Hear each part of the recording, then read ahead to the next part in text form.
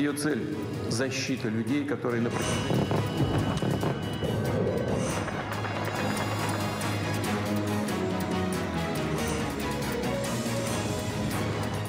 Мы ничего не делаем Российской Федерации.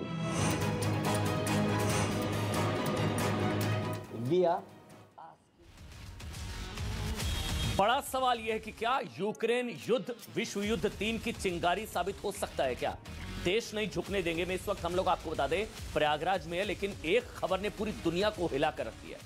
पूरी दुनिया में इस खबर की चर्चा है। इस बीच एक बड़ी खबर आपको बता दें उनसे से जुड़ी, प्रधानमंत्री नरेंद्र मोदी व्लादिमीर पुतिन से बात कर सकते हैं। यह खबर मुझे इस वक्त मिल रही है कि प्रधानमंत्री Narendra Modi Russian president Vladimir Putin से बात कर सकते हैं। हमारे सोर्सेस बता रहे हैं कि वो व्लादिमीर पुतिन से प्रधानमंत्री नरेंद्र मोदी बात कर सकते हैं। ये बहुत बड़ी खबर है, बहुत बड़ा डेवलपमेंट है। साथ ही आपको बता दें सीसीएस की बैठक हुई है, कैबिनेट कमेटी ऑन सिक्योरिटीज की, जिसमें गृह मंत्री जो हैं अमित शाह, रक्षा मंत्री राजनाथ सिंह, विदेश मंत्री S Jaishankar, Hardeep Puri, Piyush Goyal, Nirmala Sitharaman, NSA national security advisor जो हैं अजीत डोवल और कई वरिष्ठ अधिकारी मौजूद रहे। पूरी दुनिया के लिए ये बहुत बड़ी खबर है। बार बार कहा जा रहा है कि विश्व युद्ध 3 के मुहाने पर एक तरीके से पूरी दुनिया खड़ी है। दुनिया में बंटवारा होता नजर आ रहा है। कई देश यूक्रेन के साथ है, लेकिन ज्यादातर मुल्क जो हैं वो रूस के एक तरीके से खिलाफ हैं। कई मुल्क, अमेरिका, रूस सीधे सीधे कह दिया कि यह बर्बर कार्रवाई है जो रूस की तरफ से की जा रही है।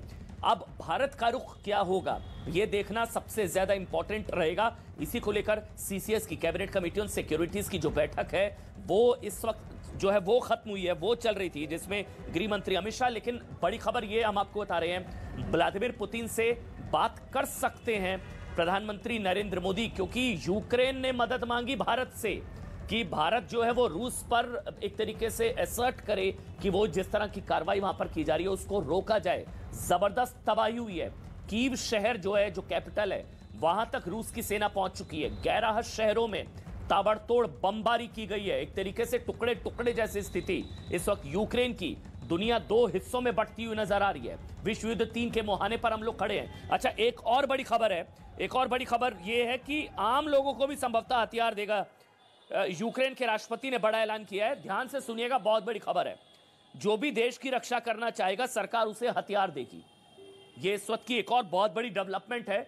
यूक्रेन के राष्ट्रपति ने बड़ा ऐलान कर दिया है कि जो भी देश की रक्षा करना चाहेगा, यूक्रेन की रक्षा के लिए तैयार रहें। यह बड़ी खबर इस वक्त हमको आ रही है। और साथ ही एक और बड़ी खबर इस वक्त हमको है। Taiwan air force scrambles to warn away 9 Chinese aircraft that enter its air defence zone. Taiwan defence ministry says on the same day Russia invades Ukraine. मतलब ताइवान एयरफोर्स ने 9 चाइनीज एयरक्राफ्ट को एक तरीके से अपने एयर डिफेंस में घुसने से, एयर जोन में घुसने से उनको खदेड़ दिया वापस। मतलब यह बड़ी खबर है। जो ताइवान की जो एयरफोर्स है उसने 9 चाइनीज एयरक्राफ्ट को खदेड़ा है। ये देखिए, लगातार दुनिया में उथल पुथल जैसे हालात हैं। और अभी यूक्रेन रूस को लेकर जो इस वक्त विवाद चल ही रहा है, इस बीच एक और बड़ी खबर ये जो हम लगातार आपको बता रहे हैं। इस बीच भारत के जो प्रधानमंत्री हैं वो व्लादिमीर पुतिन से आज रात को संभवतः बात कर सकते हैं। लगातार अपडेट्स आ रहे हैं। मेरे साथ एक बहुत बड़ा पैनल है, एक्सपर्ट्स का बहुत बड़ा पैनल है। आज हर कोई समझना चाह रहा है, जानना चाह रहा है कि हो क्या रहा है दुनिया में, आगे क्या होगा, क्या यूक्रेन पर रूस का कब्जा हो जाएगा, भारत का क्या रुख रहेगा। मेरे साथ retired lieutenant general Shankar Prasad इस वक्त लाइव हैं, स्वास्थी राव जी हैं फेलो IDSA, और साथ ही मेरे साथ ambassador Gurjeet Singh farmer diplomat, वो भी मेरे साथ लाइव जुड़ चुका है। लेकिन जनरल प्रसाद, हो क्या रहा है सर? भारत का क्या रुख होगा, आगे दुनिया में क्या होगा? नेटो ने इंटरफेयर नहीं किया तो क्या यूक्रेन पर रूस का कब्जा होगा? आप किस तरह से देख रहे हैं सर? जनरल प्रसाद। देखिए, प्रेसिडेंट ऑफ रशिया पुतिन साहब ने एक बड़ा सोच विचार करके अपना एक प्लान बनाया है, जिसमें पॉलिटिक्स शामिल है, जिसमें डिप्लोमेसी शामिल है, जिसमें इकोनॉमी शामिल है और जिसमें मिलिट्री फोर्स शामिल है। रशिया बहुत दिन से कह रहा है कि नाटो फोर्सेस को फर्दर ईस्ट की तरफ नहीं जाना चाहिए। अब नाटो फोर्सेस की कोई अहमियत नहीं रही है और नाटो फोर्सेस को यहाँ तक उन्होंने कह दिया कि डिसबैंड कर देना चाहिए। अगर नाटो फोर्सेस और ईस्ट की तरफ आईं और यूक्रेन को उन्होंने मदद की, यूक्रेन को उन्होंने नाटो का मेंबर बनाया, तो जो रेड लाइन है वो बिल्कुल रशियन बॉर्डर पे आ जाएगी और वो हमें एक्सेप्टेबल नहीं है। तो ये बात उन्होंने क्लियरली बहुत दिन से कह रहे हैं कि अब आप इसको यहीं रोक दीजिए, यूक्रेन के अंदर मत जाइए, यूक्रेन को आप नाटो में शामिल नहीं कर सकते, चाहे वो चाहें या न चाहें। ये हमारी रेड लाइन है, इसको अगर आप करेंगे तो हम आपको यूक्रेन का जो शासन है उसको बदल देंगे, चाहे फोर्स ही हमें क्यों ना इस्तेमाल करनी पड़े।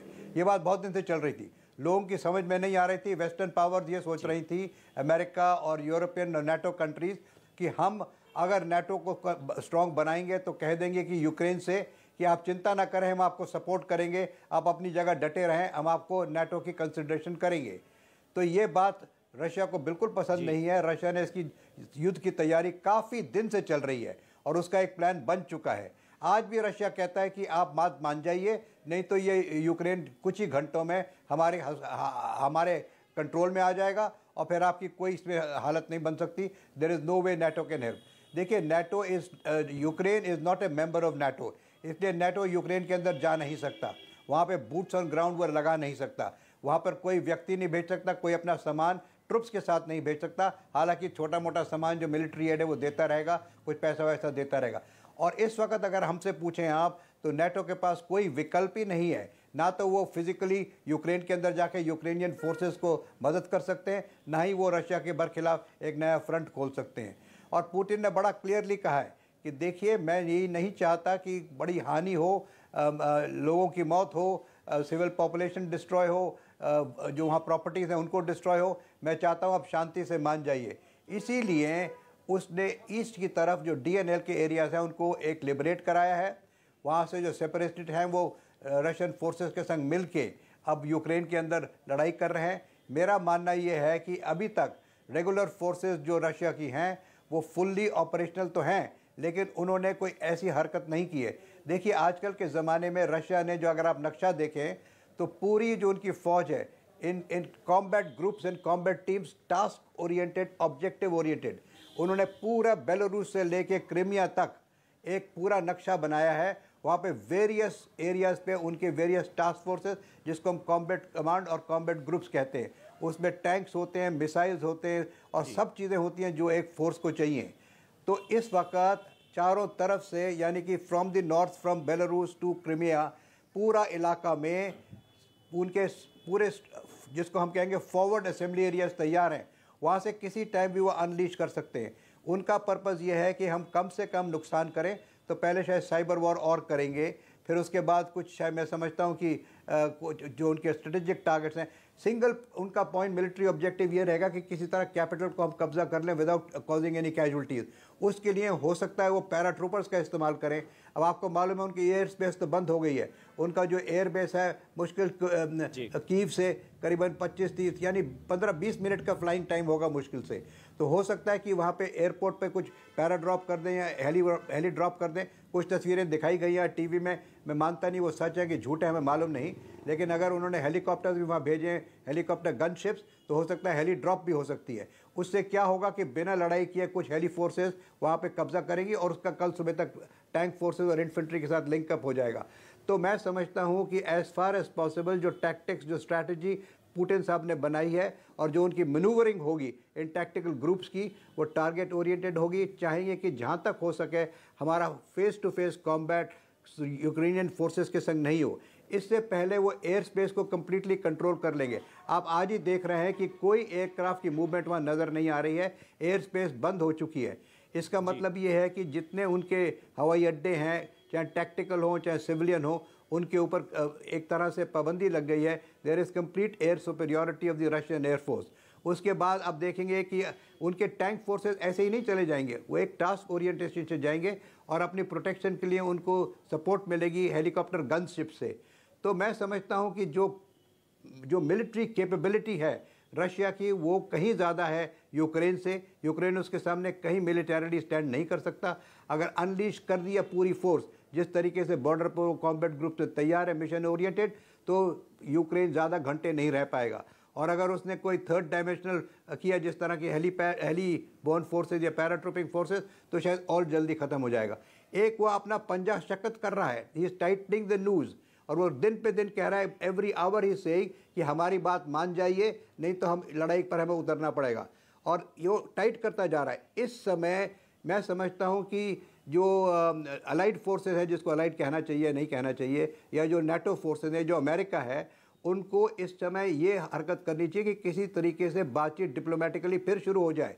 इसका एक ही विकल्प है, this matter can only be resolved by talks and by diplomacy. As far as India is concern, आपने ये सवाल पूछा था कि इंडिया का, देखिए, India is a strategic partner of Russia, is a strategic partner of United States. The two countries are in enmity today, are in confrontation today. हम किसी का हिस्सा नहीं ले, किसी का पक्ष नहीं ले सकते। वी आर न्यूट्रल, ये हमारे फॉरेन मिनिस्ट्री ने कह दिया, आज शाम को रक्षा मंत्री ने कह दिया, और मैं समझता हूं जो भी आप बात कर रहे थे, CCS की मीटिंग हुई हो, उसमें भी यही फैसला हुआ होगा। अभी मालूम नहीं क्या फैसला हुआ, कि शायद हमें इसमें बिल्कुल दखल अंदाजी नहीं करनी है। हम तो यही कहते रहेंगे कि इसको किसी तरीके से लड़ाई मत कीजिए, लड़ाई से बड़ा नुकसान होगा, इकोनॉमिक नुकसान होगा पूरे विश्व के अंदर। आज आप देख रहे हैं कि इंडिया से लेके यूरोप से लेके अमेरिका की every stock market has dropped considerably, और oil prices have gone beyond $100। तो ये कहाँ जाकर रुकेगा? अगर अगले 3-4 दिन में पूरा युद्ध शुरू हो गया तो तमाशा बन जाएगा। Russia is quite capable of undertaking sanctions. देखने को लग रहा है कि अगर नेटो ने इंटरफेयर नहीं किया या वेस्टर्न कंट्रीज ने इंटरफेयर नहीं किया, ये चीजें इस तरह से आगे बढ़ती रही स्वास्थ्य राव जी, तो मतलब यूक्रेन पर रूस का कब्जा हो जाएगा। या आगे आप क्या देख रही हैं? वेस्टर्न कंट्रीज का रोल, नेटो का रोल क्या होगा, नहीं होगा, आपको क्या नजर आ रहा है स्वास्थ्य जी? देखिए, ऐसा है, मुझे ऐसा लगता है कि हम लोग बहुत ज़्यादा इस बात की विवेचना कर रहे हैं कि वहाँ पर क्या हो रहा है, और इस बात को बार बार दोहरा रहे हैं कि रूस की जो सेना है और उसकी कितनी मिलिट्री, मतलब जो न्यूमेरिकल सुपीरियरिटी है वो कितनी ज़्यादा है, और यूक्रेन उसके सामने टिक नहीं सकता। ये बात ऑब्वियस है, ये बात सब लोग जानते हैं। मैं आप लोगों को कुछ एक बातें इसके बारे में बताना चाहती हूँ। देखिए, ऐसा है कि जो डिमांड है रूस की कि नेटो हमें ये गारंटी दे कि वो यूक्रेन को अपना मेंबर नहीं बनाएगा। पहले इस बात को समझें कि जब से 2014 का क्राइमिया एनेक्सेशन किया है रूस ने, उसके बाद से ये संभव ही नहीं है कि इसके बाद से ये संभव ही नहीं है कि नेटो जो है वो यूक्रेन या किसी भी ऐसे देश को अपना मेंबर बनाए जिसके साथ कोई ना कोई बाउंड्री सेटलमेंट का इशू है। तो टेक्निकली ये संभव नहीं है। बेसिकली मैं ये बताना चाहती हूँ कि वो टेक्निकली संभव नहीं है, और ये बात पुतिन को भी पता है। तो पुतिन, और एक बात और मैं यहाँ पे साफ करना चाहती हूँ कि पुतिन जब इंटरनेशनल मीडिया से बात करते हैं, जब अपने वक्तव्य देते हैं, तो वो हमेशा, देखिए, वो ये बात करते हैं कि वो तो नेटो के ईस्टवर्ड एक्सपेंशन के खिलाफ ये सब कर रहे हैं। लेकिन वही पुतिन जब अपने रूसियों से बात कर रहे होते हैं या जो लोकल रशियन लैंग्वेज में बात कर रहे होते हैं, तो वो हमेशा वो नेटो का जिक्र भी अमूमन नहीं करते हैं। और ये जो हाल में 2-4 वीडियोस आए उसमें भी हमने देखा कि वो कभी नेटो का जिक्र नहीं करते। वो बेसिकली रशियन एम्पायर और वो उस तरह के माइंडसेट से बात करते हैं जो एक तरह का जो इंपीरियल माइंडसेट है, और सोवियत एरा के वक्त में जो ग्लोरी थी उसकी बात करते हैं। तो हमें इस बात को ध्यान में रखनी चाहिए कि हम जितने रैशनल तरीके से समझ रहे हैं कि ये तो बस सीधी सीधी सिर्फ नेटो के ईस्टवर्ड एक्सपेंशन की बात है, नहीं, वो बात इतनी सिंपल नहीं है। क्योंकि अगर केवल नेटो के एक्सपेंशन की बात हो तो फिर आप ये इस बात का फिर जवाब हमें सोचना चाहिए कि ईस्टर्न यूरोपियन जो कंट्रीज हैं उनके साथ इतने 2 डेकेड से, जब से पुतिन आए हैं, लगातार हाइब्रिड वॉरफेयर, साइबर वॉरफेयर, वहां पे जो रशियन पॉपुलेशन है उनके अंदर सेपरेटिज्म को फैन करना, ये लगातार 2 डेकेड से क्यों चल रहा है? तो आज जो हम देख रहे हैं जो यूक्रेन में हो रहा है, ये 2 या 3 महीने की बात नहीं है। इसका जो पृष्ठभूमि है ये बहुत पहले से बन रही है। 2008 में जॉर्जिया के साथ, 2014 में क्राइमिया यूक्रेन के साथ, और उसके बाद फिर 2022 में हमने यूक्रेन के साथ देखा। तो इसलिए ये थोड़ी और गंभीर बात है कि असल में पुतिन जो है वो ईस्टर्न यूरोप का जो नक्शा है, जो सेकेंड वर्ल्ड वॉर और कोल्ड वॉर के बाद, स्पेशली कोल्ड वॉर के बाद जो आया है, उसको लेकर उनकी सोच क्या है, वो क्या उन देशों को सॉवरेन देश मानते भी हैं या नहीं। तो ज्यादा बड़ी बात यह है, यूक्रेन में तो वो जो चाहेंगे कर ही लेंगे, क्योंकि यूक्रेन नेटो का मेंबर नहीं है और नेटो आर्टिकल 5 के अंतर्गत नहीं जाएगा उनको बचाने के लिए। लेकिन इसके आगे क्या करेंगे ये और भी ज्यादा सोचने वाली बात है। तो एम्बेसडर गुरजीत, क्या ये सिर्फ नेटो के एक्सपेंशन का इशू नहीं है या कुछ और है? क्योंकि क्या जो स्वास्थ्य बता रही है कि ये सिर्फ नेटो के एक्सपेंशन का मुद्दा नहीं है कि यूक्रेन नेटो का हिस्सा बनता, उसको लेकर रूस को आपत्ति थी, या बात कुछ और है? एम्बेसडर गुरजीत। बात तो बिल्कुल साफ है, लेकिन इसके मुद्दे अलग अलग हैं। सबसे पहले तो देखिए कि चीन और रूस मिलकर दुनिया की जो इस समय इंटरनेशनल ऑर्डर है उसको अपने हित में करना चाह रहे हैं। तो ये रूस की बहुत बड़ी एक चाल है। दूसरी बात है कि रूस समझता है, जैसे स्वाति जी ने कहा, कि हमारी सुरक्षा के लिए बेलारूस, जॉर्जिया, यूक्रेन ये हम हाथ से नहीं जाने देंगे। तो जब ये बात हुई तो यूक्रेन के पास दो ही विकल्प थे, या तो वो बेलारूस जैसे बन जाए या वो फिनलैंड जैसे बन जाए। अब जो जनरल साहब कह रहे हैं ये तो सब जानते हैं कि रूस की फौजें तो बहुत ताकतवर है यूक्रेन के मामले में। तो नेटो जो है वो एक जंगी गेम नहीं खेल रहा है, वो एक दूरदर्शी गेम खेल रहा है कि मैं आपको ये अंबी खिलाऊंगा, लेकिन ये अंबी को आप गिटक आपके गले में फंस जाएगी। और ये आप याद रखिए कि ये जो दो प्रोविंस हैं जो रूस कहता है अब इंडिपेंडेंट हो गए हैं, यहां पर रूसी लोग रहते हैं। बाकी यूक्रेन जो है वो रूस के पक्ष में नहीं है, ना उसके लोग ना उसकी सरकार। तो ये अगर कोई भी तरह रूस ने यूक्रेन पे कब्जा जमा लिया तो वो लोग उसके विरुद्ध हो जाएंगे और हमेशा एक वो खट्टी गिटक जो आपके गले में अटक जाती है, वो ये चाल है नेटो की। और तीसरी बात यह है कि रूस यूक्रेन को, मेरे को नहीं लगता है अपने साथ हड़पना चाहता है, क्योंकि उसने हड़प लिया तो फिर तो नेटो के बॉर्डर पे आ जाएगा, जो रूस नहीं चाहता है। रूस चाहता है कि मेरे हित की सरकार, मेरे रंग की सरकार वहां कीव में बने। लेकिन ये जिस तरह वो सिविलियन लोगों पे हमले हो रहे हैं, लोग मर रहे हैं, ये यूक्रेन की लोग भूलने वाले नहीं है। नेटो की यही चाल है। अखीरला मैं मुद्दा ये रखता हूं कि आप देखिए सीरिया, आप देखिए अफ्रीका, वहां पर जगह जगह पर रूस ने अपना हाथ बढ़ाया है। उसका कोई इंटरेस्ट नहीं है वहां पर, सिर्फ अमेरिका को नीचे दिखाने के लिए उसने ये किया है। और यूक्रेन में आज तो रूस जीत रहा है, आप 6 महीने बाद देखिएगा उसका क्या हाल होता है। धन्यवाद। नहीं, 6 महीने बाद। और अभी जिस तरह से दुनिया रिएक्ट कर रही है, बोरिस जॉनसन, अमेरिका, तमाम दूसरे, अभी बताया जा रहा है कि प्रधानमंत्री नरेंद्र मोदी भी व्लादिमीर पुतिन से आज रात को बात, संभवतः उनकी बात होगी। लेकिन एम्बेसडर सुरेंद्र कुमार भी मेरे साथ है। सर आप कुछ कहना चाह रहे, बोलिए सर। हाँ, मैं कह रहा था कि आप कह रहे थे कि दुनिया दो अंशों में बट गई थी, दो नहीं है, बीच में एक बहुत बड़ा अंश है हम जैसे देशों का, अफ्रीकी देशों का। अब तीनों अफ्रीकी देशों की संयुक्त राष्ट्र में स्टेटमेंट देखिए, वो ना तो सोवियत यूनियन, ना तो रशिया के पक्ष में है, ना अमेरिका के पक्ष में है, लेकिन वो कहते हैं देशों के बॉर्डर नहीं बदलने चाहिए। और ये चीन और रूस दोनों कर रहे हैं इस समय। और एम्बेसडर सुरेंद्र, यही भारत के लिए डिप्लोमेटिकली इसको किस तरह से हैंडल करना होगा कि ये अमेरिका के साथ या रूस के साथ, मतलब अगर यूक्रेन, अगर रूस के खिलाफ जिस तरह से अमेरिका है, अब रूस के साथ होगा तो अमेरिका के साथ, या अमेरिका के साथ या रूस के साथ, अब भारत का क्या स्टैंड रहेगा एम्बेसडर सुरेंद्र, या भारत पर किस तरह का असर आप देखते हैं? देखिए, पहले जनरल साहब ने कहा जो मिलिट्री का परस्पेक्टिव दिया, उन पर्सपेक्टिव में उससे सहमत हूँ। जो मेरे कॉलीग जो हैं गुरजीत जी ने कहा, उनसे मैं सहमत हूँ। भारत जैसे देशों के लिए बहुत ही कठिन समस्या है। आप डायरेक्टली इन्वॉल्व नहीं, पर सारा चेक हमारे ऊपर आता है। अब देखिए, आज बात हो रही है पुतिन से, शायद बात करें प्रधानमंत्री पुतिन से 20 बार से ज़्यादा मिल चुके हैं। अमेरिकन प्रेसिडेंट आप देखें, वो पहले प्रधानमंत्री जो 3 अमेरिकन प्रेसिडेंट से, ओबामा, ट्रंप, आप बाइडन आ गए, वो सब ठीक है। हमारा ये मान देखिए, पुतिन केजीबी के ऑपरेटिव रह चुके हैं, वो जानते हैं कब स्ट्राइक करना चाहिए। उन्होंने पूरा प्लान करके वो एक्शन उस समय लिया है जब अमेरिकन वीकनेस को जानते हैं। अफगानिस्तान से जिस ह्यूमैनिटेरियन कंडीशंस में अमेरिका निकला, वहाँ से विश्व में उसकी छब क्या हो गई है।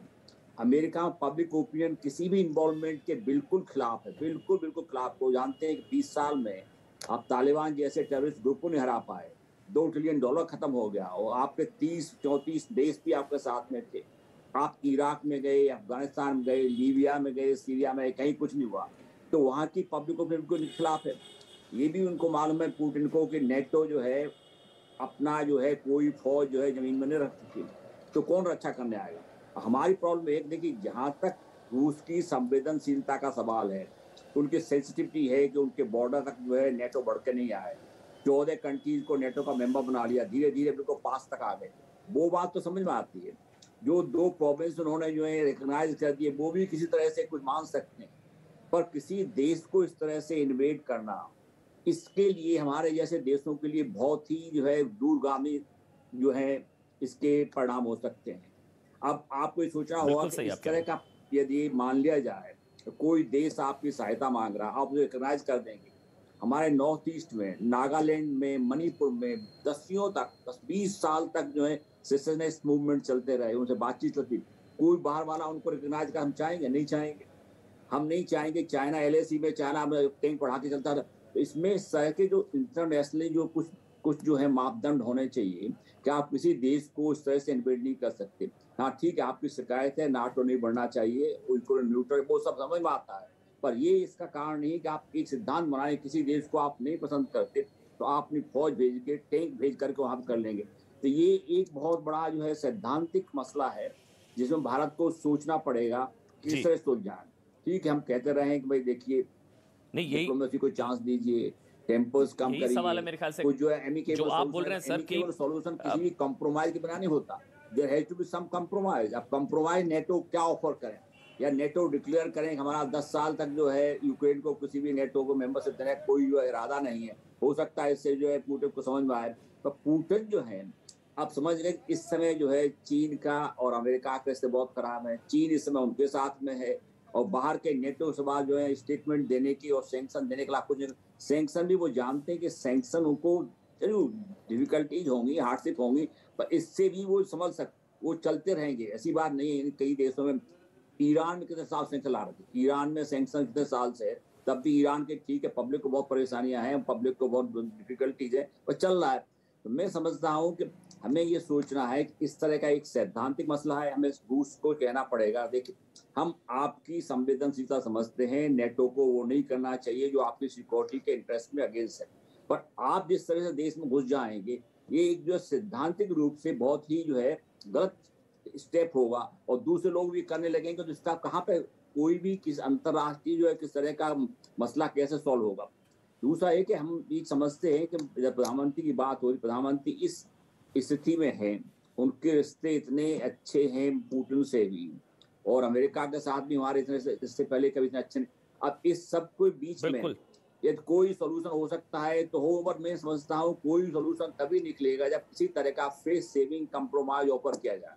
बिना फेस सेविंग कंप्रोमाइज क्या तख्ता पलट होगा, क्या पसंद की सरकार होगी, क्या सरेंडर होगा, जिसका जिक्र अभी गुरजीत जी ने भी किया कि शायद संभवतः तख्ता पलट, ये नहीं है कि वो कब्जा करना चाहता है यूक्रेन पर, वो तख्ता पलट, क्या इसका अंत क्या होगा। ग्रुप कैप्टन विनोद जी भी है मेरे साथ, रिटायर्ड ग्रुप कैप्टन। सर अंत क्या, मतलब फिर क्या होगा, यूक्रेन पर कब्जा होगा, या यूक्रेन में तख्ता पलट होगा, पसंद की सरकार होगी, क्या होगा, क्या इसका अंत क्या है, फिर इस लड़ाई का अंत क्या है सर।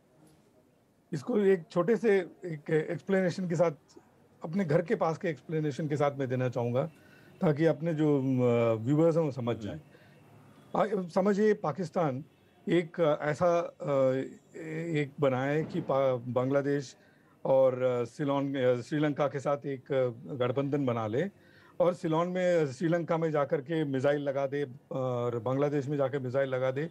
क्या हम उसको देखते रहेंगे? यही हुआ जो एक टाइम में स्टेट हुआ करता था, लाटविया, लिथुआनिया, एस्टोनिया, जो रशियन USSR का स्टेट हुआ करता था, वो जब बंटवारा हुआ वो एक कंट्री बने, आज वो नेटो के हिस्सा हैं। और वो लाटविया, लिथुआनिया वगैरह में नेटो बैठकर दस्तक दे रहा है। पुतिन अभी तक देख क्यों रहा था? क्योंकि वो जब टूटा USSR तो वो गरीब थे, तो उस समय का नाजायज फायदा उठा करके नेटो ने जाके दस्तक दिया उनके दरवाजे पे। अब नॉर्थ से मॉस्को, आप देखिएगा मैप उठा करके, मॉस्को, लाटविया, लिथुआनिया, एस्टोनिया से कुछ जितना उतना ही दूर है जितना बेलारूस से कीव है। तो जब बात यूक्रेन तक पहुंची, देखिए पोलैंड भी उन्होंने नेटो के से उसमें ले लिया। जब बात यूक्रेन तक पहुंची तभी अंग्रेजी में कहते हैं ना, he wanted to call the bluff. अब ये प्रॉब्लम ये है, नेटो का bluff has been called, European union का bluff has been called, okay, and nuclear sabre rattling की कोई नहीं बात करता है, क्योंकि नेटो भी न्यूक्लियर है, रशिया भी न्यूक्लियर है, न्यूक्लियर की बात कोई नहीं कर रहा है। और सबसे अहम बात जो हमारे लिए इम्पोर्टेंट है वो है जो आज ताइवान में हुआ। यही चीज ताइवान में चाइना रिपीट करेगा, यही चीज 9 लाइन तक चाइना यूटिलाइज करेगा। और इस सब में एक म्यूट स्पेक्टेटर बन करके कौन रह गया है? United Nations. और यूनाइटेड नेशंस के यूनाइटेड ना होने की वजह से, यूनाइटेड नेशंस में कुछ लोगों के वीटो पावर जो रशिया के हाथ में भी है, होने की वजह से एक टूथलेस टाइगर बना हुआ है यूनाइटेड नेशंस। बट बात यह है, मैं पुतिन के साथ नहीं हूं, बट बात यह है आप एक रशियन पब्लिक की तरह या एक रशियन प्रीमियर की तरह सोचिए, हमारे जो उनकी जो मजबूरी है उसका नेटो ने बहुत ही फायदा उठाया। एक पैनलिस्ट कह रहे थे अब ईस्टर्न यूक्रेन जो है वो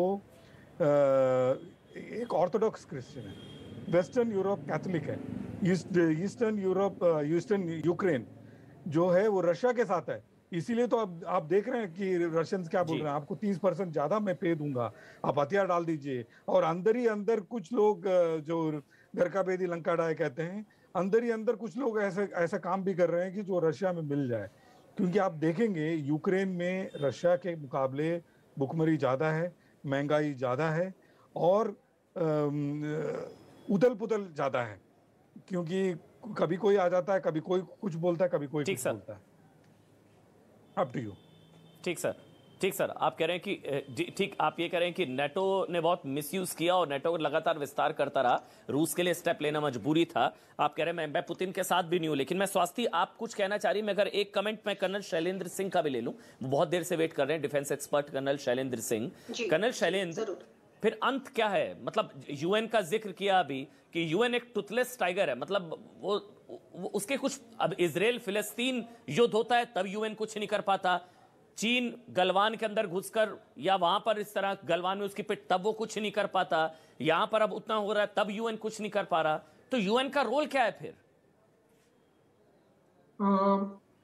यूएन के रोल से पहले अगर आप मुझे इजाजत दें, मैं एक चीज बड़ा हाईलाइट करना चाहता हूं, that is the Indian interest. मैं चाहता हूं लड़ाई कहीं पर कोई भी होती रहे, भारत की सबसे टॉप प्रायोरिटी इस समय क्या होनी चाहिए?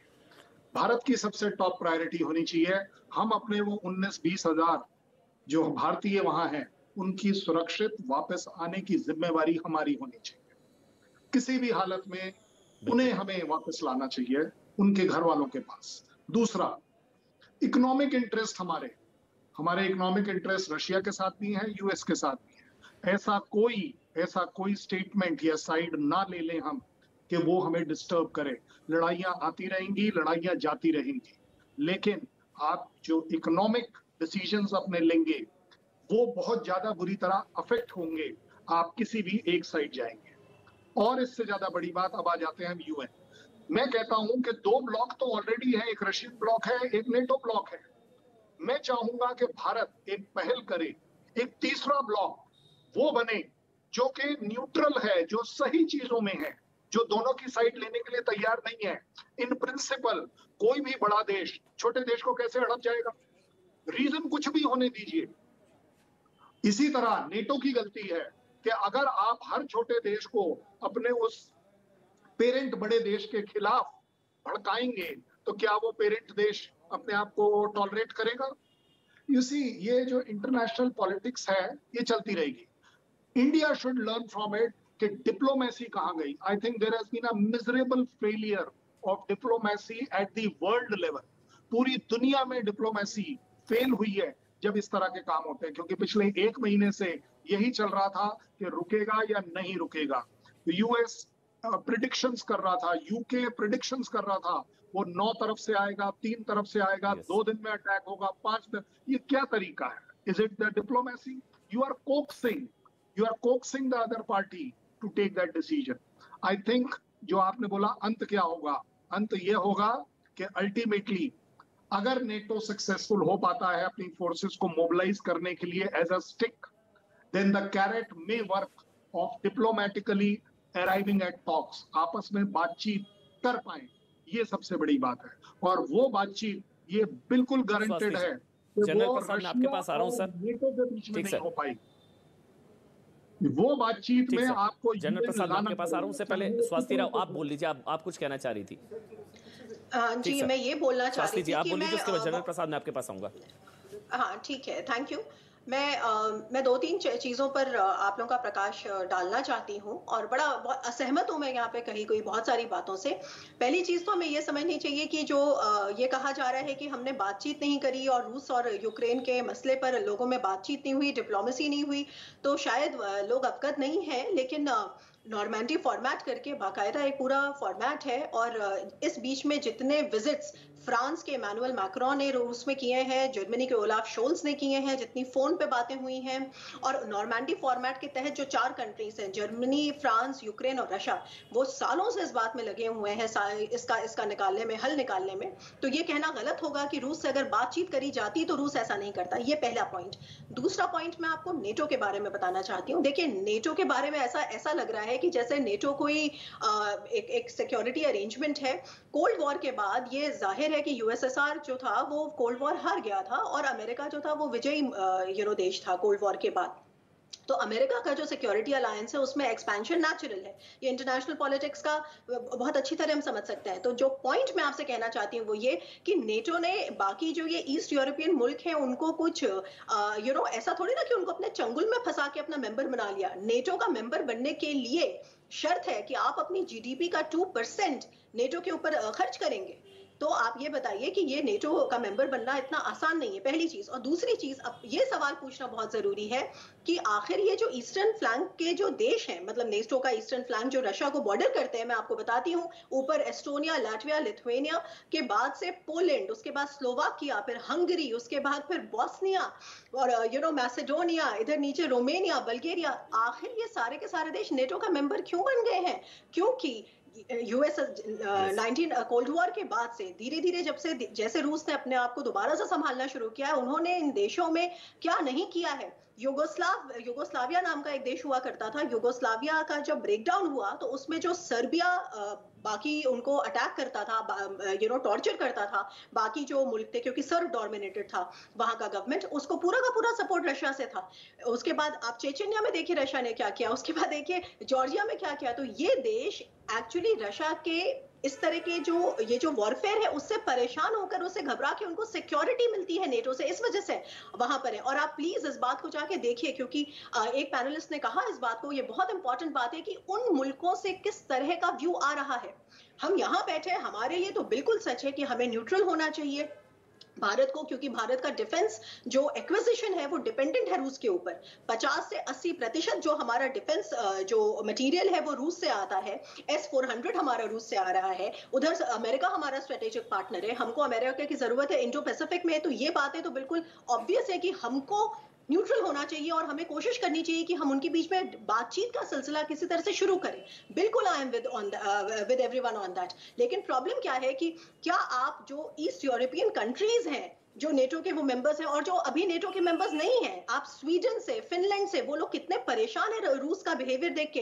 तो एक तरफ रूस कैसे कहता है कि मैं तो अपने सिक्योरिटी के लिए ये सब कर रहा हूं, जब ये सब हरकतें करके वो और पुश कर रहा है बाकी कंट्रीज को जो इस वक्त नेटो के मेंबर्स नहीं है वहां पे। और कितने हैं वहां पे जो नेटो के मेंबर्स नहीं है, मैं आपको काउंट करके बता देती हूँ। एक स्वीडन नेटो का मेंबर नहीं है, फिनलैंड नेटो का मेंबर नहीं है, बेलारूस नहीं है, बेलारूस तो रूस का पूरी तरीके से एक प्रांत ही बन चुका है, यूक्रेन नहीं है और यूक्रेन कभी बन भी नहीं सकता, क्योंकि जब तक डॉनबास का और क्राइमिया का जो प्रश्न है वो सॉल्व नहीं हो जाता, नेटो कभी उसको अपना मेंबर नहीं बना सकता। उसके बाद मोल्डोवा नहीं है, नीचे जॉर्जिया नहीं है। इसके अलावा बाकी जितने मुल्क हैं वो नेटो के मेंबर्स हैं। अगर रूस इस बात को लेकर जिम्मेदार पावर की तरह से अपने आप को प्रेजेंट करता है तो आप ये पूछिए कि आखिर ये मुल्क नेटो की मेंबरशिप के लिए क्यों परेशान होंगे? क्यों नहीं वो केवल ईयू की मेंबरशिप को लेकर सैटिस्फाइड हो जाएंगे? क्योंकि ईयू एक इकोनॉमिक अरेंजमेंट है और नेटो एक सिक्योरिटी अरेंजमेंट है। तो हमें इन बातों को समझना जरूरी है। जब तक हम उनके व्यू को नहीं समझेंगे, हमें इस बात की पिक्चर नहीं समझ में आएगी कि इसमें प्रॉब्लम कहां है। आज ये यहां हो रहा है, कल ये कहीं और हो सकता है। और सबसे बड़ी बात है कि चाइना जैसा देश इससे कितना एम्बोल्डन होगा। अभी आपने शुरुआत में कहा कि ताइवान की एयर स्पेस में उन्होंने देखा कि चाइनीज फाइटर प्लेन्स आ गए। एग्जैक्टली ये प्रेसिडेंट क्या सेट हो रहा है? आपकी जो भी प्रॉब्लम है आप बातचीत से क्यों नहीं सुलझा रहे हैं? आप पहले रेफरेंडम क्यों नहीं करा रहे हैं? राइट तो और ये गलत फहमी है कि रेफरेंडम कराने के लिए तो रूस को मौका नहीं दिया गया। 6 साल से 7 साल से लगातार टॉक्स चल रही हैं। मिन्स्क 2 अग्रीमेंट हुआ है जिसमें सारी की सारी बातें साफ करके रखी गई हैं कि ऐसे इलेक्शंस होने चाहिए। आखिर रशिया उसे क्यों नहीं मान रहा है? तो देखिए बात क्या है कि रशिया का जो ये इंपीरियलिस्ट जो माइंडसेट है ये बहुत बड़ा प्रॉब्लम है। पुतिन को क्यों आज इस बात से फर्क नहीं पड़ रहा कि पूरी दुनिया की इकोनॉमी पे इसका क्या असर होने वाला है? ये सब सवाल हैं जिनके बारे में हमें सोचना चाहिए और यही सवाल है जो मुझे लगता है कि भारत को उठाने भी चाहिए क्योंकि ये जेन्युइन सवाल है। ह्यूमैनिटेरियन क्राइसिस के बारे में कोई क्यों नहीं सोच रहा? और भारत एक भूमिका निभा सकता है। इस बीच एक बड़ी खबर है, यूक्रेन में फंसे भारतीयों पर, स्वास्थ्य जी मैं एक मिनट आ रहा हूं, बड़ी खबर है, यूक्रेन में फंसे भारतीयों पर बड़ी खबर है। यूक्रेन बॉर्डर के लिए टीम्स रवाना की गई है, ये खबर है। विदेश मंत्रालय ने कई टीम्स बनाई है जिसका जिक्र अभी कर्नल शैलेंद्र ने किया था कि भारतीयों की वापसी को लेकर यूक्रेन में फंसे भारतीयों पर बड़ी खबर। यूक्रेन बॉर्डर के लिए टीम्स रवाना, विदेश मंत्रालय ने कई टीम्स बनाई है। हंगरी, पोलैंड से टीमें रवाना और स्लोवाक रिपब्लिक से भी टीम रवाना कर दी गई है यूक्रेन में फंसे भारतीयों पर। जनरल प्रसाद, इंडिया के लिए साइड लेना, क्या इंडिया साइड लेगा या ले सकता है? क्योंकि लड़ाई रूस versus Ukraine plus America plus Britain, Boris Johnson है, तो इंडिया के लिए क्या साइड लेना पॉसिबल है या ले सकता है? यूक्रेन, चीन एक तरफ और आपने सभी पैनलिस्ट से सुन लिया कि इस वक्त इंडिया का पक्ष किसी तरह भी पक्ष लेना मेरे ख्याल से मुमकिन नहीं है। भारत का एक ही पक्ष है कि लड़ाई को किसी तरह बंद किया जाए, शांति लाई जाए।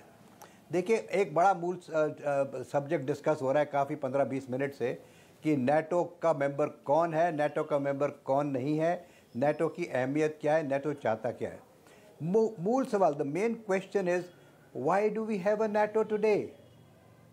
ये सवाल मैं ही नहीं पूछ रहा केवल, ये तो प्रेसिडेंट ट्रंप ने पूछा था और प्रेसिडेंट ट्रंप साहब ने नेटो का जो उनको पैसा देते थे उसको कम कर दिया था। तो अब जब वॉर्सो पैक्ट नहीं रहा तो नेटो को इतना बड़ा हरकत बनने की क्या ज़रूरत है जब उसकी कैपेबिलिटी तो कुछ है नहीं। NATO is today without any capability. NATO कर क्या सकता है? नेटो के पास ना तो कोई सामान है, ना कोई हथियार है, ना कोई सपोर्ट है। तो the pointed issue today is this that ये बेकार की बात हो रही है। देखिए रशिया भी एक तरह से हावी हो रखा है, इसमें कोई दो राय नहीं है, लेकिन रशिया का मानना यह है कि यूक्रेन के अंदर वो प्रेसिडेंट होना चाहिए, वो सरकार चलनी चाहिए जो मैं चाहूँगा। It should be pro Russian government. उसके लिए उसको युद्ध करना पड़ेगा, तो युद्ध में वो जाने को तैयार है। युद्ध उसने छेड़ भी दिया है और वो चाहे 1-2 दिन में उसको कब्जा कर भी लेगा और अपना पपेट गवर्नमेंट वहाँ बना के अपने साथ उसको मिला लेगा और जो वहाँ के आज के राष्ट्रपति हैं वो कहीं असाइलम लेके चले जाएंगे। देखिए बात सिंपल है, भारत इस समय कोई पक्ष नहीं ले सकता। भारत को सबसे बड़ी प्रॉब्लम क्या है? आपका सवाल यही था। हमारे 2 स्ट्रेटेजिक पार्टनर्स आपस में लड़ रहे हैं। Is it good for us? हमारे 2 स्ट्रेटेजिक पार्टनर्स आपस में लड़ रहे हैं। जैसा मैडम ने अभी कहा कि major portion of our military hardware is coming from Russia. Similarly we are also getting hardware from Israel and from America. So अभी S-400 की बात की मैडम ने, S-400 के ऊपर भी अमेरिका ने सैंक्शन लगाने की बात की थी, वो भी आना शुरू हो गया, वो भी सैंक्शन झील ली उन्होंने। So the point is this, there is no reason why India will take any specific side। वो न्यूट्रल रहेंगे जहाँ तक मेरा मानना है। और तीसरी बात जो बाकी पैनलिस्ट ने कही है उस पर भी मैं एक छोटी सी टिप्पणी कर दूंगा कि इस समय ये हालात देखते हुए हो सकता है कि चाइना कुछ हावी हो जाए ताइवान के ऊपर। आपने खुद ही खबर बताई अभी कि चाइनीज़ फाइटर एयरक्राफ्ट और some combat aircraft were flying over Taiwan and they have been defeated back by Taiwan air force. मुझे नहीं लगता कि इस समय ये नहीं लगता कि चाइना ये करेगा, क्योंकि ये करेगा तो और परेशानी हो जाएगी उस तरफ। तो इस वक्त और ख़ास तौर से हमें ये भी देखना है कि चाइना ताइवान को करे ना करे, वो तो एक बात रही, उसका रिएक्शन अमेरिका की तरफ से, क्वाड की तरफ से, ऑकस की तरफ से क्या होगा। लेकिन हमें ये भी देखना है कि चाइना कहीं बोल्डन होके और हावी इंडिया पर ना हो जाए। इस समय इंडिया और चाइना की जो बराबरी की फोर्स लेवल्स हो रखी है ईस्टर्न लद्दाख में और एल्सवेयर, वो एक ऐसी माहौल पे खड़ी हैं जहां बातचीत के ज़रिए हम हल करना चाहते हैं। लेकिन बातचीत क्यों नहीं सक्सेसफुल हो पा रही है? बातचीत इस बारे सक्सेसफुल नहीं हो पा रही है। 14th कोर कमांडर कॉन्फ्रेंस हो चुकी है, क्यों नहीं हो पा रही है सक्सेसफुल? इस बारे कि India is negotiating with from position of strength with China, and China is negotiating from his military stand point of view and a position of strength that he thinks. Therefore इस समय भारत और China के बीच में एक किस्म से stalemate है, बराबर की चोट है फोर्स लेवल्स की। वो कुछ करेंगे तो हम भी कुछ करेंगे, वो कुछ करेंगे उससे ज़्यादा हम कर सकते हैं। तो इस समय सिचुएशन बड़ी नाजुक है। सगैटसी डिमांड पूरा विश्व ये चाहता है। अगर युद्ध छिड़ गया तो लोगों ने खैर न्यूक्लियर की बात नहीं की है, लेकिन मैं ये भी बता दूं कि कजाकिस्तान कहाँ पे कोई बॉम्बर्स आपने देखे हैं, न्यूक्लियर टिप बॉम्बर्स जो रशिया के फ्लाई कर रहे हैं। तो वेनेजुएला में कुछ बेसेस भी बन गई हैं। तो आप देखिए कि न्यूक्लियर वॉर की तरफ से जाना तो वहाँ बेवकूफ़ी होगी, उसे पूरे विश्व का नाश हो जाएगा। और अगर इस तरह से चिंगारी बढ़ती रही तो पूरा विश्व नष्ट हष्ट हो जाएगा, पूरी इकोनॉमी गिर जाएगी। आज सारे स्टॉक एक्सचेंज वर्ल्ड के 40-50% गिर चुके हैं। रशिया की करेंसी बुरी तरह गिर चुकी है, ऑयल प्राइसेस ऊपर चल चुके हैं। तो इस समय भारत का पक्ष बिल्कुल क्लियर है और मुझे पूरी उम्मीद है कि अगर हमारे प्रधानमंत्री आज रात को पुतिन साहब से बात करते हैं तो पुतिन साहब हालांकि बहुत बिजी होंगे, फिर भी अगर बात करते हैं तो यही वो रखेंगे कि इसको आप बातचीत से सुलझा लीजिए, इसको आप ज़्यादा आगे मत बढ़ाइए। ऐसा ना हो कि आप ज़्यादा बढ़ा दें तो जो वेस्टर्न फोर्सेस हैं, America and rest of Europe, वो कि एक ऐसा हरकत ना कर दें जिससे युद्ध शुरू हो जाए between western forces and between Russia. ये कोई नहीं चाहेगा, ये पुतिन भी नहीं चाहते, ये बाइडेन भी नहीं चाहते, ये जॉनसन भी नहीं चाहता। और इसके साथ फ्रांस और जर्मनी तो काफ़ी कोशिश की पिछले दिनों में कि युद्ध किसी तरह से टल जाए। उन्होंने तो कई दफ़ा जाके वहाँ का, और 3-4 दिन पहले तो ये दिख रहा था कि there is soft attitude of Russia towards Germany and towards France only because of gas and oil. So देख लीजिए आप, मसला बहुत गंभीर है। It's very very complicated matter. It अच्छा, इस बीच कीव में कर्फ्यू लगा दिया गया है, पॉलिटिकल डायमेंशन। ये बड़ी खबर है सर। एक खबर है कि कीव में कर्फ्यू लगा दिया गया है। यूक्रेन की जो कैपिटल कीव है उसमें कर्फ्यू लगा दिया गया है, क्योंकि रात का टाइम बहुत सेंसिटिव होगा। क्या होगा क्या नहीं होगा, पीएम बात करेंगे पुतिन से। ग्रुप कैप्टन विनोद लगातार मेरे साथ हैं। सर, जो अभी जनरल प्रसाद ने कहा, पीएम की जब बात होगी पुतिन से तो क्या बात होगी, एमिकेबली सॉल्यूशन होगा नहीं होगा, क्या हो सकता है, पीएम की क्या बात होगी? क्या हो सकता है जो सवाल है, बहुत ही अहम सवाल है। जो वर्ल्ड विश्व युद्ध, पहला विश्व युद्ध और द्वितीय विश्व युद्ध शुरू हुआ बहुत ही एक छोटे से रीजन से। एक कोई प्रिंस को किसी ने गोली मार दिया, विश्व युद्ध छिड़ गया और यूरोप में छिड़ गया। तो यूरोपियन यूनियन के बावजूद यूरोप एक बॉइलिंग पॉइंट रहा है पूरे विश्व के लिए। और ये तीसरा, मेरा ये डर है कि ये तीसरा विश्व युद्ध का आगाज न करे। और आज सब अपने पीएम के शोल्डर पे है, किस तरह से वो कन्विंस कर पाते हैं। और वो कहेंगे कि भाई एक जगह पे जाकर रुक जाओ। और जब एडवांटेज ये है कि कीव बेलारूस से ज़्यादा दूर नहीं है, कीव स्ट्रेटेजिकली लोकेटेड नहीं है। जैसे दिल्ली भी स्ट्रेटेजिकली लोकेटेड नहीं है, उस तरह से कीव भी स्ट्रेटेजिकली लोकेटेड नहीं है। कीव गिर गया तो यूक्रेन गिर जाएगा। और कीव को गिरने में आप ये मान लीजिए 3-4 दिन, मैक्सिमम 7-8 दिन में कीव गिर जाएगा। ये लिख के ले लीजिएगा। कीव गिर गया, यूक्रेन गिर गया, नया पपेट गवर्नमेंट आ गया, ये सारा मामला ख़त्म हो जाना चाहिए। ये मेरी प्रार्थना और इंतज़ार है भगवान जी से। लेकिन ये विश्व युद्ध की तरफ जाने का एक संकेत भी है। और आपका जो हेडिंग है बिल्कुल सही है। तो सारे विश्व के जो लीडर्स हैं, इंक्लूडिंग शी जिनपिंग, ये सब इस लपेटे में और इस आग में घुस जाएंगे। इन सब का दायित्व बनता है कि इसको जल्दी से जल्दी दोनों तरफ से सुलझाने का कोशिश करें। और फिर से मैं दोहराऊंगा, किसी भी देश के दरवाजे पे जा कर के दस्तक देना कोई भी देश नहीं चाहेगा। तो थोड़ा नेटो को भी एक स्टेप पीछे लेना चाहिए, थोड़ा रशिया को भी एक स्टेप पीछे लेना चाहिए, और थोड़ा पुतिन को भी थोड़ा समझदारी से। बट मैं बता रहा हूँ आपको, पुतिन ने बहुत ही कूटनीति का काफ़ी इस्तेमाल करने की कोशिश करी। उस पर I will give him 100 marks for that. Yes, उन्होंने एक यूनिलैटरल डिसीजन लिया और एक छोटे माइनर हिटलर की तरह काम कर रहे हैं। ये सब बात सच है ज़रूर, लेकिन वो अपने आवाम के लिए, अपने लोगों के लिए कर रहे हैं।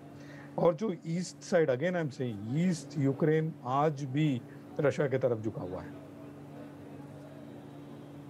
ओवर टू यू स्वास्थ्य। एक आखिरी कमेंट आपका स्वास्थ्य, कि क्या ये जिस तरह के हालात बन रहे हैं इस वक्त रूस और यूक्रेन के बीच में। अब अमेरिका जो है वो रूस की कार्रवाई के खिलाफ है। दुनिया में संभवतः शायद ही कोई मुल्क होगा, चीन तुर्की अगर छोड़ दिया जाए, जो रूस की कार्रवाई के साथ है। रूस ने जो कार्रवाई की है वो रूस की लेकिन अब आपको लग रहा है कि सरकार बदल जाएगी, रूस समर्थित सरकार आ जाएगी, वो चीजें हो जाएंगी और ये 2 से 3 दिन के अंदर चीजें खत्म हो जाएंगी? जी देखिए, हाँ नहीं, पहली बात तो ये कि देखिए टर्की ने भी मना किया है कि रूस को ऐसा नहीं करना चाहिए, पहली चीज। और दूसरी चीज जो आप कह रहे थे सरकार, हाँ बिल्कुल इसका सीधा सीधा कनेक्शन है। क्यों? क्योंकि क्राइमिया में जब 2014 में ऐसा हुआ तो जो प्रो रशियन वहां पे जो प्राइम मिनिस्टर थे वो छोड़ के भाग गए, और उसके बाद जो फिर नए प्राइम मिनिस्टर आए, he was not pro Russian. तो तभी से रशिया का यूक्रेन के साथ ये इशू चल रहा है, और रशिया चाहता है कि वहां पे प्रो यूक्रेन सरकार हो। ऐसा नहीं है कि वो पूरा का पूरा यूक्रेन ले लेना चाहता है, वहां पे वो एक पपेट गवर्नमेंट बिठाना चाहता है, जैसे कि लुकाशेंको की रेजीम है बेलारूस में। तो ये इस बात की संभावना है मेरे हिसाब से। It is a good more than 50% chance that Russia जो है वहां पे एक अपने पपेट गवर्नमेंट बिठाना चाहेगा जो कि प्रो रशियन हो। और दूसरी बात जो अपने ये बात हो रही थी कि जो पूरा जो ईस्ट डॉनबास का जो रीजन है वो पूरा रशिया समर्थक है, तो ऑफकोर्स इसके पीछे रीजन है क्योंकि वहां पे 2 डेकेड से लगातार सेपरेटिज्म को फैन किया जा रहा है। और वही नहीं, जहां जहां पे जो रूसी जो वो है पॉपुलेशन है ईस्ट यूरोप में, वहां पुतिन यही गेम खेल रहे हैं। इसी वजह से इस बात से मुझे ब्रेक पर जाना पड़ेगा, टाइम इतना। I am so sorry, I had to interrupt, I am so sorry. बहुत बहुत धन्यवाद आप सबका। छोटा सा ब्रेक ले रहे हैं। होगा क्या 2 से 3 दिन के अंदर अंदर, देखना बहुत इंपॉर्टेंट। भारत का पक्ष क्या होगा, क्योंकि प्रधानमंत्री नरेंद्र मोदी व्लादिमीर पुतिन से बात कर सकते हैं। छोटा सा ब्रेक ले रहे हैं।